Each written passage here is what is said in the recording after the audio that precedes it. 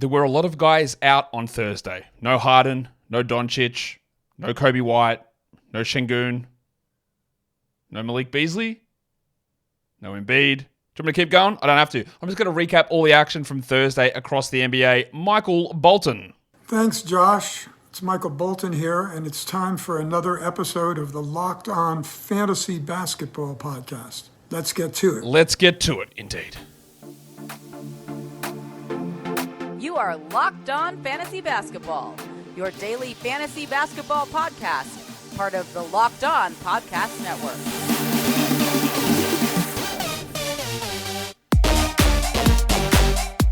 Hello and welcome to the Locked On Fantasy Basketball Podcast, brought to you by Basketball Monster. My name is Josh Lloyd, and I was actually the inspiration for the character of Katut. I'm also the lead fantasy analyst at basketballmonster.com, and you can find me on Twitter, as always, at redrock_bball, on TikTok at redrock_bball, and on Instagram at Locked On Fantasy Basketball. Thank you for making Locked On Fantasy Basketball your first listen every day. We are free, and we are available on all platforms. Double bangers? Let's go. Hit the thumbs up, leave your comments down below, subscribe, comments, everything. That's the best way to go. You listen to the audio, you watch the video. We've got stuff to talk about. Let's get into it. No mucking around. We got games to cover. We've got news to check in on, and we'll start off with some of that news. And the first news is obviously horrible. If you haven't heard, RJ Barrett is out for personal reasons. He's out again tomorrow, but that's because his younger brother passed away due to an illness. So obviously all of our thoughts go out to Barrett and his family and everyone that's associated with him and his family and his brother. It's all terrible news. What does this mean for us fantasy-wise?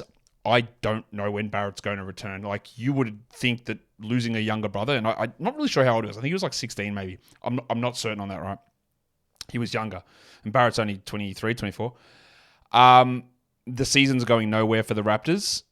He's back home, thankfully, in Canada. I wouldn't be shocked if this is a lengthy absence. We know how long Wiggins was out for last season with the personal issues that he was dealing with. It's at least the next few games, you would think, for RJ. And I wouldn't be shocked if that just ends the season early. I don't know that. But, when you're trying to put all these things together, the actual, the shock of that situation, I guess, the impact that has, I don't know. Or you could also say, well, maybe he wants the distraction to get back to playing. That's possible too. But you would have to expect there's a few missed games here for RJ Barrett. Luka Doncic, we got good news. He missed today. That's not the good news. But the MRI was clean, and they don't think there's anything wrong there. So they play again on Sunday. Then, of course, Tuesday, Thursday next week. So it looks like he'll be back for those ones. That's good news. Also, some pretty good news on Coby White. He could be back on Saturday. So we saw those two big injuries yesterday to Doncic and Coby. We thought, oh, geez, what's going on? Like, how long are they going to be out? Looks like not at all. And luckily, there was no real standout pick up to me from those situations anyway. And I was up in the air, like, what do we do? Like, we're not even going to need to worry about it. So that's good in that sense. I'm going to talk Blazers in a sec, but just quickly on the Jazz, Larry Markkanen's out again. Jordan Clarkson's out. Chris Dunn is resting. I don't know that this means Lowry's done for the season. This is the first of a back-to-back for the Jazz, and they've got like 5 games and 8 nights coming up here. You would have to think that these are your 3 ones you're watching: Lowry, Clarkson, Dunn, plus Collins later on, who will end their season earlier than others, I'm guessing. You're in a real tough spot there. What do you do? Well, with Clarkson, you drop him. I don't have a problem with that. He's not good enough to hold through this. Get that garbage out of here! Markkanen becomes the tougher question because he's obviously awesome, but how long do we give it? And then Dunn's out again, but Taylor Hendricks might be back, and we are going to be seeing a lot of Hendricks, a lot of Sensabaugh, quite a bit of Sexton, a lot of Keontae, a ton of Keontae. The other thing is the Blazers. Now, we are not surprised that after playing 44 minutes yesterday, Anthony Simons sat out today's game. Not surprised about that at all. But the Blazers have been really, really poor in terms of, not poor. Like, they've been egregious in the way that they've tanked the last couple of years.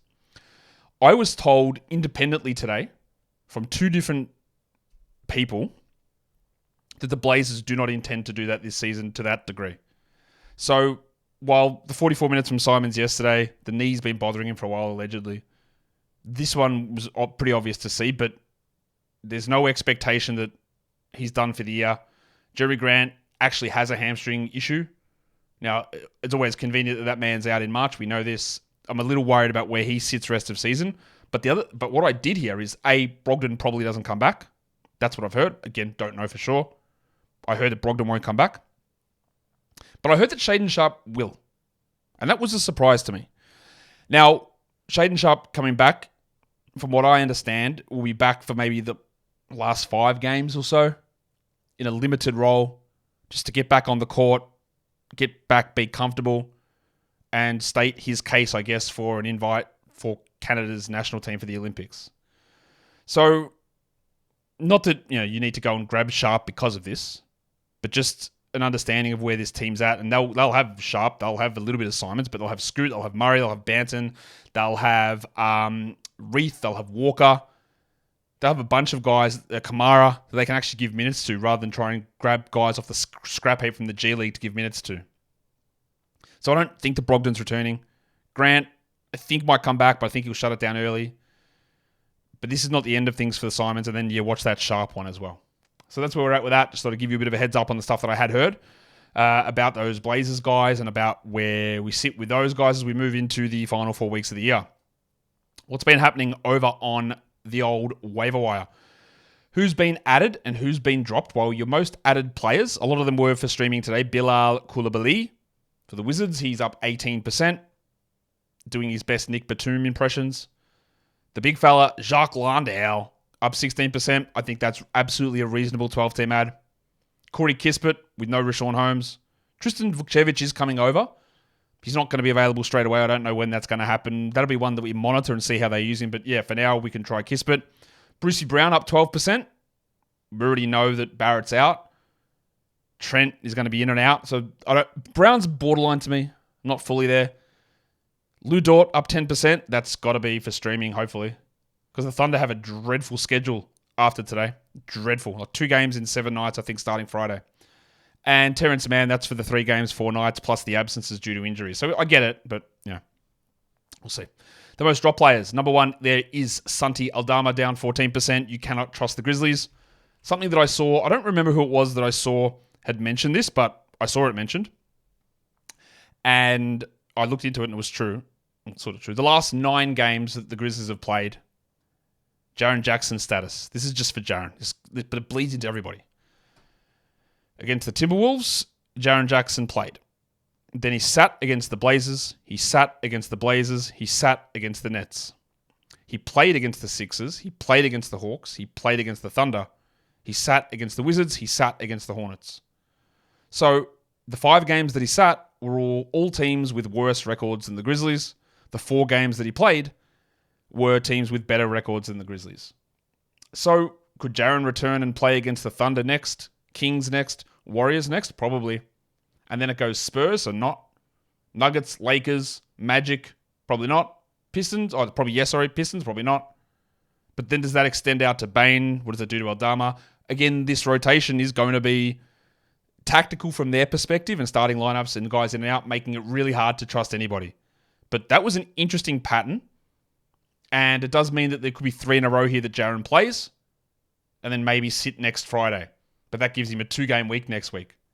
And then if Bane returns, does he follow the same pattern? I don't know. Anyway, Santi Aldama is one of the most dropped players. I understand it. Isaac Okoro, yes, we drop him. Jake LaRavia down 7%. He was obviously terrible last game. But I feel like his rotation role feels okay. They've only got 1 game left this week, so that makes sense. 1 game in 4 nights, you drop. That's not a problem. Speaking of dropping, we've got Dwop Reith down 7%. Obviously, we drop him. Timothy John McConnell, thought he did enough yesterday to be held, but he was added most likely in a lot of cases because of the back-to-back. Now it's a lower schedule environment for Indiana. You move on. And then Delano Banton was down 5% as well. I guess because he played limited minutes in that game yesterday. And that happens, doesn't it? He is going to be Grizzly-esque, Banton, in terms of there'll be some games where the minutes are good. I'm not sure when we're going to get to a situation where we can rely upon it. And he's going to have issues, obviously. We've seen him play for a while. He's going to have issues with his efficiency. That is just who old mate Delano Banton is. Today's episode is brought to you by eBay Motors. our partners over at eBay Motors, they've partnered with me to bring you some of the best fantasy picks each week all through the season. So when you're out there scouring the waiver wire, scouting for players to add, you're looking for the guys that are going to be a guaranteed fit on your roster. So who have we got to be the guaranteed fit fantasy picks of the week? Well, Keyonte George. Markkanen's not playing. Clarkson's out. George is playing 36 minutes. He's taking a lot of shots. They're going in. He's distributing. He's actually sort of running the team. And I know that Keyonte George is not rostered everywhere. It's crazy, but he's not. So if he sits on your waiver wire, you got to add him. There is zero excuse for not having Keyonte George on a roster. The man is dominating. The man's got every opportunity in the world. The man's probably going to come out and have 7 points on 20 shots in the next game, but still, there are great opportunities here for Keyonte George to be that guy that can come in and be that guaranteed fit. Because getting the right players at the right time and being the right fit is the way that you get yourself towards fantasy championships. And eBay Motors knows that a championship team is about each player being a perfect fit, and that's the same with your vehicle. With over 122 million parts for your number one ride or die, you can make sure that your ride stays running smoothly. Brake kits, LED headlights, roof racks, bumpers, whatever it is your baby needs, eBay Motors has it. With eBay Guaranteed Fit, it's guaranteed to fit your ride the first time, every time, or your money back. Plus, at these prices, you're burning rubber and not cash. So keep your ride or die alive at ebaymotors.com. eBay Guaranteed Fit is only available to US customers, eligible items only, and exclusions apply. Okay, so we did those games. Yes, we did. Let's just go straight into... No, we didn't get to games. We did what we needed to talk about, the waiver wire stuff. Let's go games, though, because first one was up. It was Boston at home after a long West Coast road trip, taking on the Phoenix Suns and smacking them. Easy win. 127-112. For the Suns, 22, 3-7 for Beal is good. Grayson Allen had another 20 points on 89% shooting, being one of the category league steals of the season. Absolute waiver wire legend he has been. Points league's not as good, obviously. Devin Booker did sprain his ankle in this one again, but stayed and played through it. We'll see if anything comes of that. 38 minutes, 23 and 7 assists, and old Nurk had 8 points, 20 rebounds, and 6 assists. Weird one for Kevin Durant, though. 20 and 3 with 1 assist, no steals, no blocks. Missed one of his 2 free throws and shot under 50%. He has been disappointing of late. Royce O'Neal, speaking of disappointing. Many people ask me, what do you do? Royce O'Neal for 3 games in 4 nights? Yeah, go for it. And I'm not the biggest Royce O'Neal guy. But getting the volume of games, getting the bulk of games, you look at that as a win. Well, 0 points. And I believe that is 2 games in a row for Royce, where he's doing the anti-Dan Gafford. 0 points, 2 games in a row. He had 5 rebounds and 4 assists with no steals and no blocks. He missed all 7 of his shots. So if you added... Here's where it gets tough in fantasy. I'm just going to go double check those last 2 games. Yeah, what a stinker. Oh my God. The last 3 games for Royce O'Neal, I've never seen anything as embarrassing in my life. 1 out of 18. That is the anti-Dan Gafford. 1 out of 18. Man. All right. The thing that's going to test your patience here, though, is that you added... You wouldn't... If we were talking about Royce O'Neal and he was sitting on your waiver wire and the Suns played 1 game in 4 nights, you wouldn't have even considered that an ad, would you? You would have gone, absolutely not. Not interested. All right? Royce O'Neal, it's mid. I'll do something different. The value of Royce O'Neal was getting 30 minutes and playing 3 games in 4 nights. Now, the first one of those games stinks. If this game had have happened on Sunday, for example, we have a very different conversation. He still has 3 games in 4 nights. He still has the Saturday-Sunday back-to-back. No, not Saturday-Sunday. The Friday game tomorrow and then the game on Sunday. He's still got that. So if you added for the 3 games in 4 nights, if you bail after today on Royce O'Neal, you don't erase this game off your ledger. It doesn't go away. And then any advantage you gained in terms of extra games played goes away. And I would suggest that he doesn't go 1 of 18 over the next 2 games. That would seem logical that doesn't happen. So it requires you not to be frustrated, and you are. I would be.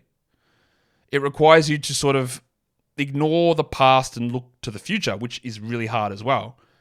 But think, the reason you added Royce O'Neal was 3 games, 4 nights, good minutes. We just didn't expect 1% shooting.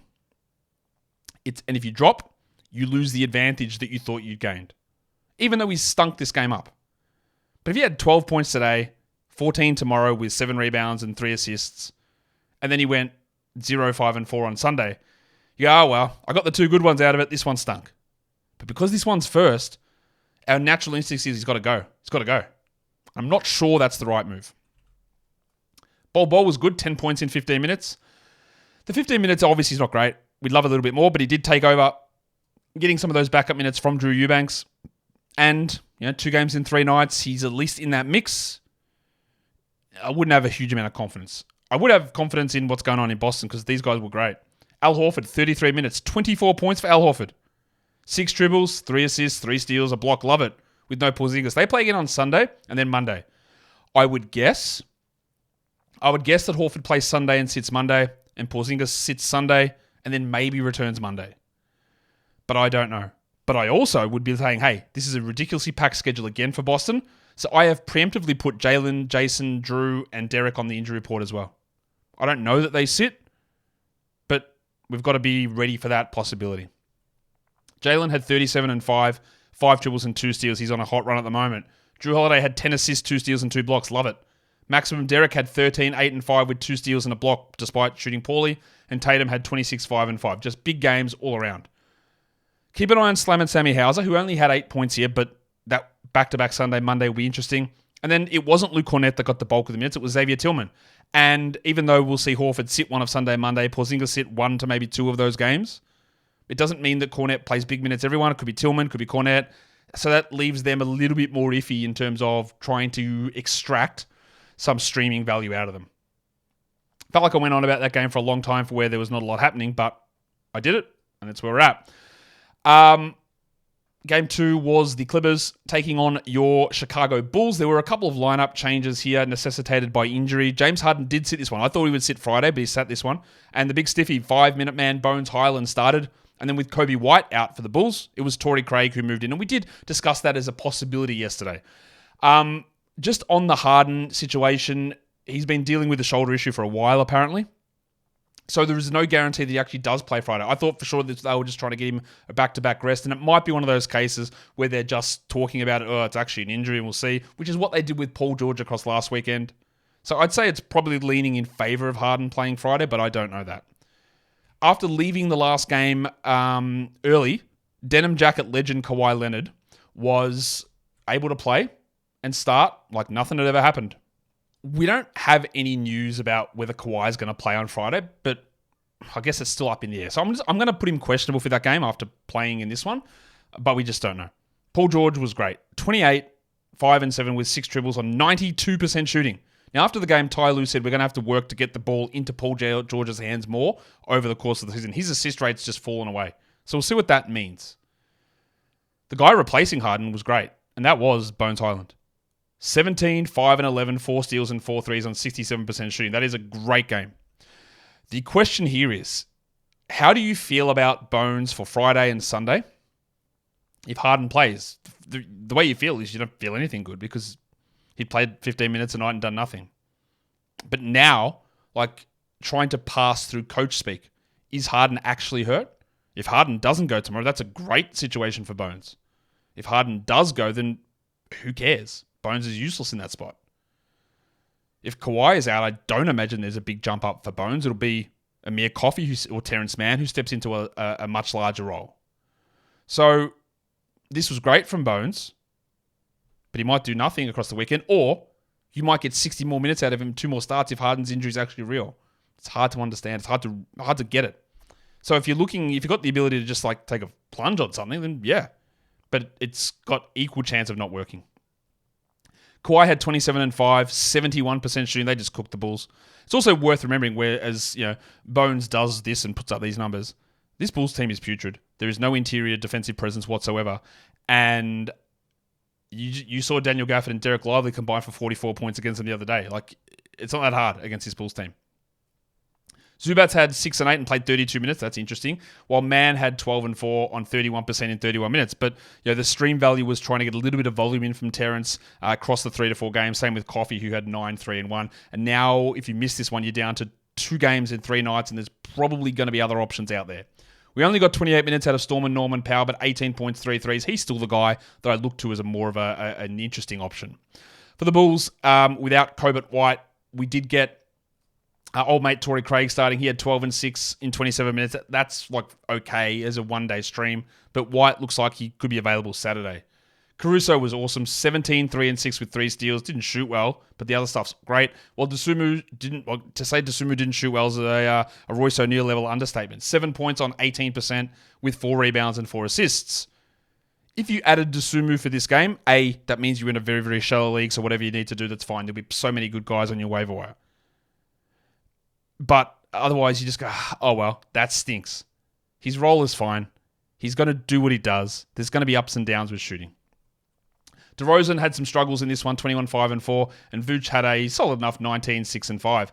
We got a little bit of crossover between Vooch and Drummond, about 3 minutes of it. Drummond had 15 and 7 on 88%. That means he's now the 331st ranked player over the last 2 weeks. We're definitely not adding Andre Drummond because of this.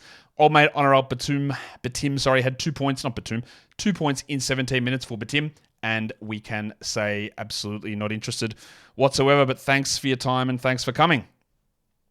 Today's episode is also brought to you by Stitch Fix. You know that instant confidence boost you get when you get an outfit that makes you look really good? I looked in the mirror and went, look at this. Wow, this guy's looking pretty snazzy today. Really gives me that boost of energy that I need. And well, Stitch Fix and their professional stylists, they can do that for you. You can easily upgrade your wardrobe this year with a professional stylist that helps you find new, on-trend favorites that will work for you. The stylist sends you the pieces and they're going to fit you perfectly because you give your size preferences, you give your style preferences, you give your budget preferences. So they know what to do. They're not reading your mind, but it's the closest thing you can get without like voodoo or black magic. So with Stitch Fix, you send all that stuff through. They send you 5 items of clothing. It's not a subscription. You just tell them, send me the box, and the box comes. And then on the odd chance that you don't like it or it doesn't fit, well, you just send it back. Shipping, returns, and exchanges are always free. And the stuff that's going to come, you're going to love what they send. Style that makes you feel as good as you look. Get started today at stitchfix.com/lockedon. That is stitchfix.com/lockedon. stitchfix.com/lockedon.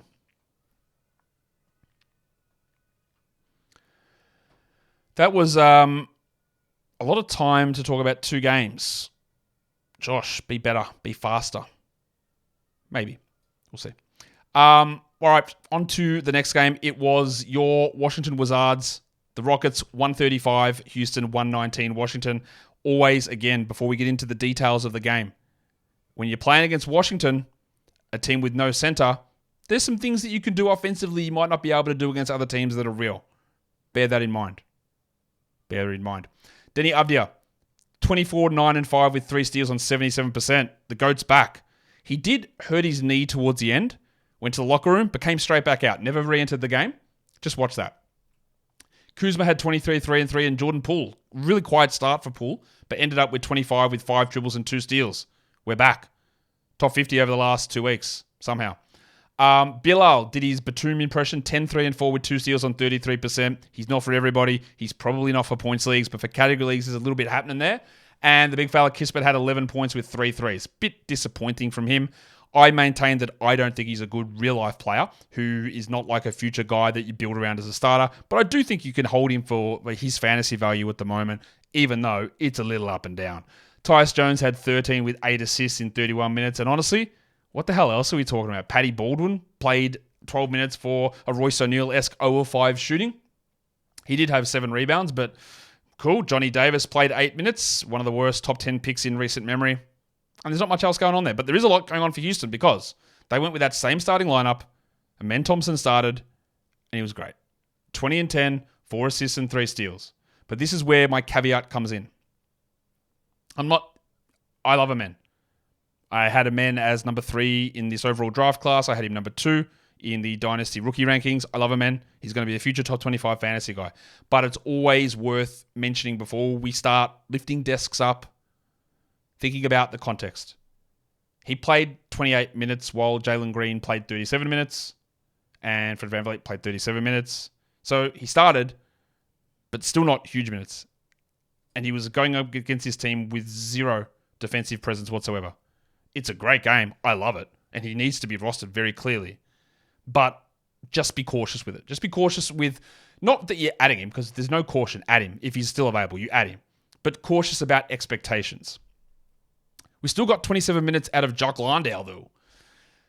13 and 5, 80% shooting, 5 of 6 from the line. No defensive stats. That's okay, I think. Look, if you miss out on a man, Jock is fine as a 12-team league guy. I've got him. I'm holding him. Van Vliet, 27, 3 and 9 with 2 steals, 64%. You're seeing a common theme here.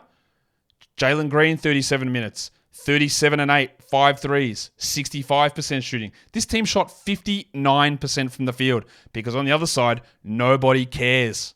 They don't know how to defend. Everyone was able to do a lot of stuff. Jabari Smith shot 60% from the field. In fact, you want to know one of the craziest stats you will ever see? Maybe if someone wants to research this, I don't know why you would or how you would. The top 6 players in minutes played in this game, with minimum being Jabari Smith at 26, every one of them shot 60% from the field or more. Every one of them had, what was their, holy crap, every one of them had a true shooting percentage of over 73%.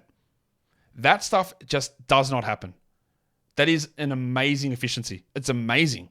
It literally will not happen in another game this season. I will bet on it. I won't because you can't bet on it, but it won't happen. Dylan Brooks is an interesting stream, 13, 6, and 4. All the guys did what they needed to do. The bench didn't do anything. It's all about Amen, Jalen, Fred, Dylan, Jabari, and Jock. And I think all of them, with Dylan the bottom one of that group, all of them are 12-team options at the moment. Şengün has opened up a world of possibilities, but the biggest world of possibilities has been opened up by playing against the Washington Wizards. The Philadelphia 76ers and the Milwaukee Bucks was our next game. Leaky Beasley was out. Pat Beverly started in place of him up against his former team up for a revenge game. So the Bucks win 114-105 is the final score. Let's talk about Paul Reed. Someone tweeted at me like he was having a go at me like, good on you. What about Paul Reed? Cool. Like he had the best fantasy line on this entire team. He only scored 3 points, but he had 7 rebounds. He had a 3. He had 2 assists. He had 2 steals. He had 2 blocks. That's what Paul Reed does. He's the 58th ranked player over the last 2 weeks. He's been, outside of like a couple of stinkers, he's been good. And honestly, not really far off at all what my expectations were. The Thick Hogsman, Toby Harris, only 28 minutes. He had 15, 4, and 3, a steal and a block. And honestly, getting that out of Harris is actually an improvement from what we've seen recently. He sprained his ankle, looked pretty bad. But then he went to the locker room and was back like 30 seconds later and he was back in the game. We'll see if that swells up. Maxey had 30 points, 37 minutes. Lowry had 12 points with... I said the other day, Lowry, hey, if you want some assists and steals, you can stream him in. He had 0 combined. This is what variance does. Sometimes it happens. And what do you do? But I'll tell you what you do with old mate Kelly Oubre, do legend. I don't know. Maybe he's not a do legend. I don't know. Get that garbage out of here. Yeah, he's 9, 4, 0, 0, 0. Bad shooting from both the field and the line. He sucks. He's terrible at fantasy. He's terrible as a real-life NBA player contributing to winning, I think. Put him on a bad team and he'll put up big numbers. But my opinion on him remains identical to what it always is. Budrick. Get that garbage out of here. Buddy Hield played 21 minutes. He had 9 points on 3 threes. And I think all 3 of those threes came in the first quarter. And then he did absolutely nothing else since then. And he has been bad. This has been somewhat predictable that he would be in this sort of a situation. And he sucked. And you can drop him. You can drop Kyle Lowry. You can drop Kelly Oubre. Cameron Payne had a pretty good game, but I'm not adding him. Overall, just a bad game from the Sixers. Again, for the Bucks. There was no Leaky Beasley. There was no Chris Middleton. Again, by the way, drop Middleton. Get that garbage out of here. They got a terrible schedule coming up as well. Lopez, the big fella. Finally, we're breaking out, are we? 19 points, 7 rebounds, 5 assists, 1 steal, 2 blocks, 5 threes. Best game in forever. That brings him up to the 156th ranked player over the last 2 weeks. This also doesn't change the fact that they've got a dreadful schedule coming up. So if you did make a decision and wanted to make a decision to move on from Lopez, it would be okay. Because they play now until Wednesday, 1 game. No game Friday, no game Saturday, no game Monday, no game Tuesday. They play on Sunday. That is it. 1 game, 5 nights. And no matter how, even though Brook Lopez went off here, having a game like that, 1 game in 5 nights is very hard to hold on to. You do it for Giannis, who had 32, 11, and 7. You do it for Dame, who had 17, 3, and 9. But that's about it. Beverly had 6, 2, and 2. That's not very good.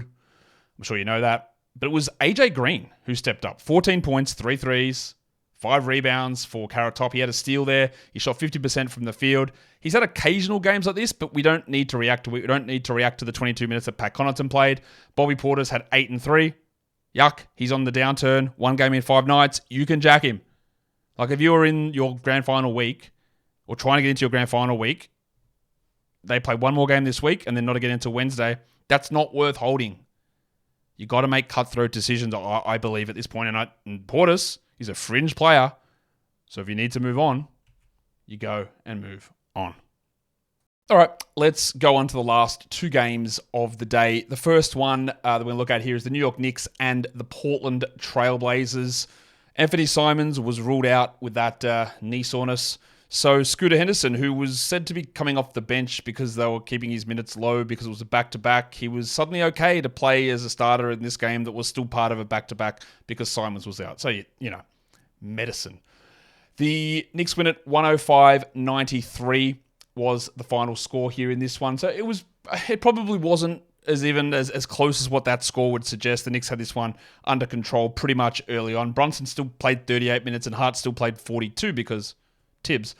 Brunson had 45 with 4 assists. He took 30 shots. The next highest was 12. That is a lot of ball domination. And he shot 20% from 3. Joshy Hart had 7 points only, but 15 rebounds and 3 steals, while the Big Sneeze played 24 minutes. That is your red flag there for Achua. He is basically only playing backup center minutes.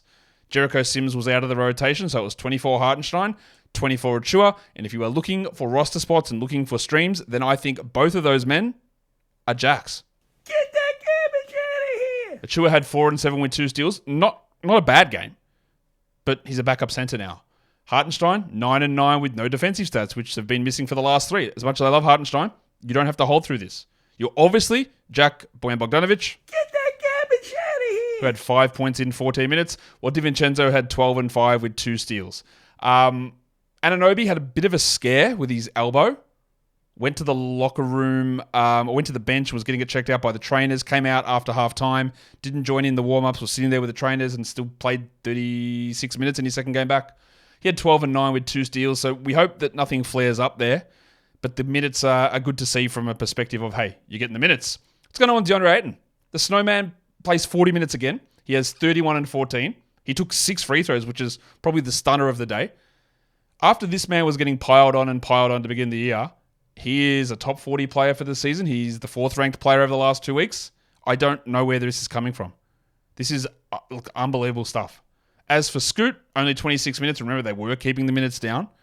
12 points on bad shooting. This is going to be a continual problem. But 7 rebounds, 6 assists, and a steal. I am holding. Now, if you have to make the decision between Scoot or Amen, you take Amen.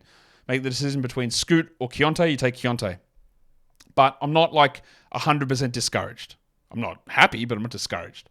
42 minutes from Delano Banton seems a lot for Delano Banton. He had 16 points. He had 4 steals. But he's horribly inefficient. 20 shots. 30% shooting. He's going to hurt you in that area. I would much prefer Scoot to Banton, but I understand there'll be an appeal to have Banton because he had 4 steals and 16 points and played a lot of minutes. He's a borderline 12 for me. I think there's going to be a lot of up and down. Scoot Henderson did the thing. He had 2, not Scoot Henderson, Matisse Thybulle had 2 steals. That's what he does. Everything else you get from him is always a bonus. He only played 21 minutes. His minutes, look at his game log. It's all over the shop. 33, 16, 24. It's all over the place. He played 21 here. And I really don't know how to project it game by game because it always changes. Chrissy Murray had 10 points in his 31 minutes. Kamara played 34 and had 3 steals, but he doesn't do anything else. And there was no Simons, there was no Grant, no Sharp, no Brogdon, no Walker. I don't think Brogdon's coming back, like I said at the start, but Grant and Simons might play the next one. I just don't know. And it's going to be a continual I don't know, meaning guys like Murray, Kamara, Thybulle, Banton. It's hard to feel confident in them until we know that someone's out for a long period of time. And that's why I feel more confident with Scoot, because I think they're going to just give you minutes irrespective of those other guys. Even though, again, annoying that the minutes were low here in this one. We just hope to get a little bit more out of him. All right, let's do the final game of the day. It was the Dallas Mavericks and the Oklahoma City Thunder. A couple of changes here because Luka Doncic was out. So they did start Dante Exum, not Tim Hardaway, And Jalen Williams returned for the Thunder, and that meant that Gordon Hayward moved back to the bench. All right, what an interesting game. A lot to talk about here. And let's talk about it because the Thunder win at 126-119 over the Mavericks. Kyrie predictably was great with no Luka. 36, 4 and 12 with 2 steals on 67% and then 8 of 8 from the line, a gigantic performance. And Tim Hardaway did step up. He didn't start, but he played like a starter. 31 minutes, 23, 9 and 3, 5 dribbles, 62%. Now, he's been absolutely MIA. I don't think Doncic is going to miss the next game on Sunday. Then there's only 2 games next week. So I don't think you need to rush to add Tim, but this was good for his confidence. Speaking of being good for your confidence, what Daniel Gafford is doing is not good for my confidence.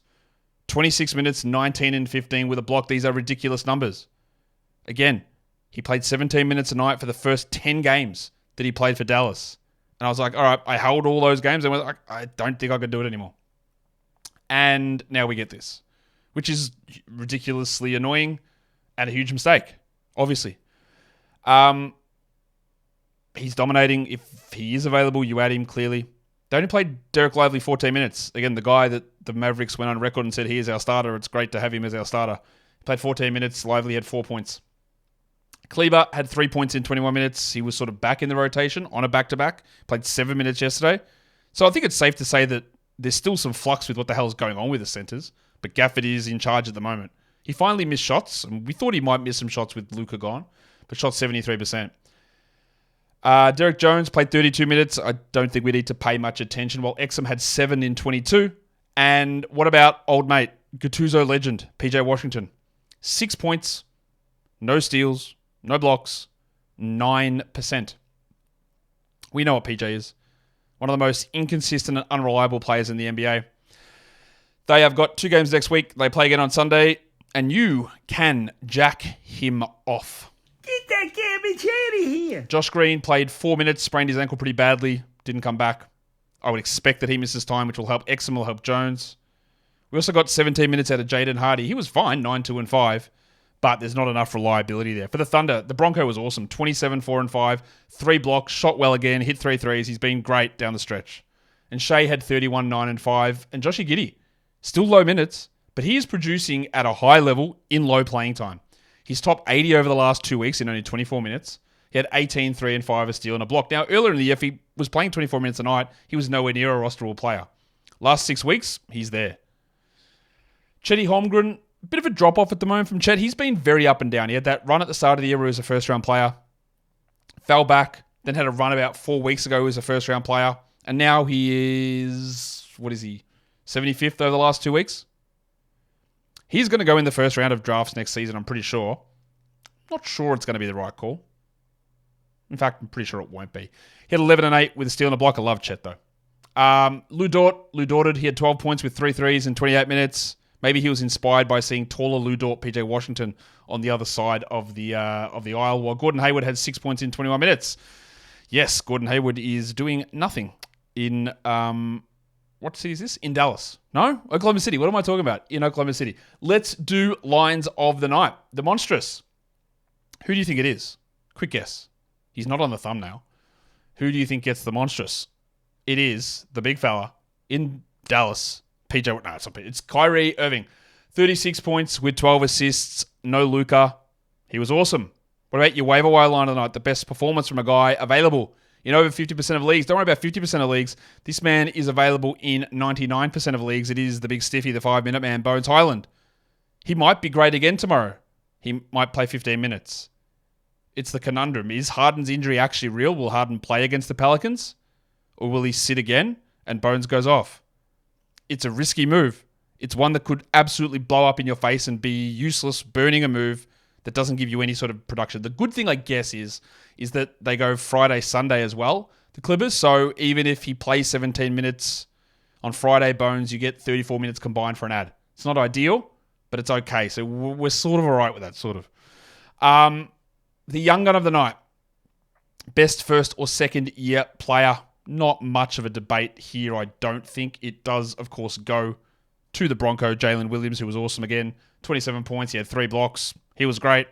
And I bet you can't guess who the dud of the night is. It's from the game where a lot of that stuff we've already been talking about came from. It's the big fella. 9% legend, PJ Washington. Just the most up and down, frustrating player in the NBA. Let's look at the top 6 blokes across the NBA for today. Number 1, of course, we've talked about it already. It is Kyrie. It was pretty close. Paul George came in behind him, followed by Jalen Williams, and then 2 old fart centers, Brook Lopez and Al Horford. And then Jollibee, Jalen Green comes in at number 6.